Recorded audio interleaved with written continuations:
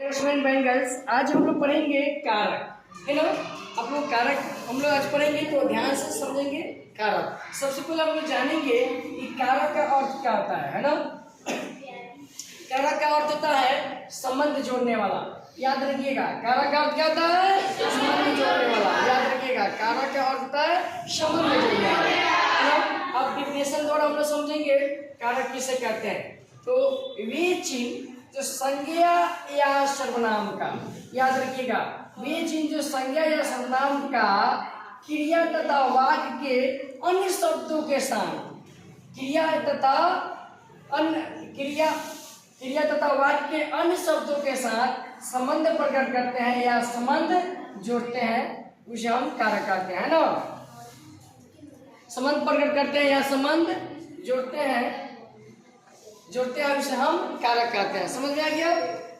आप लोग को शॉर्टकट में ही बता दे रहा हूँ कि कारक किसे कहते हैं। तो शॉर्ट में आप लोग याद रखेंगे कि संज्ञा या सर्वनाम का संबंध जो क्रिया से जोड़ता है, संज्ञा या सर्वनाम का जो शब्द क्रिया से संबंध जोड़ता है उसे कारक कहते हैं। फिर से मैं समझा दे रहा हूँ, कारक किसे कहते हैं? संज्ञा या सर्वनाम का जो शब्द संबंध क्रिया से जोड़ता है उसे हम क्या कहेंगे?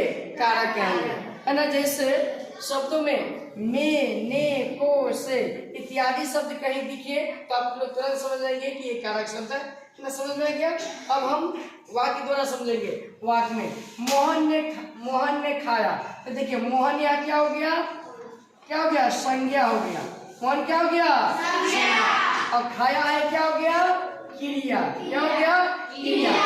अभी मैंने बताया कि जो शब्द संज्ञा या सर्वनाम का संबंध जो क्रिया से जोड़ता है उसे हम क्या कहेंगे?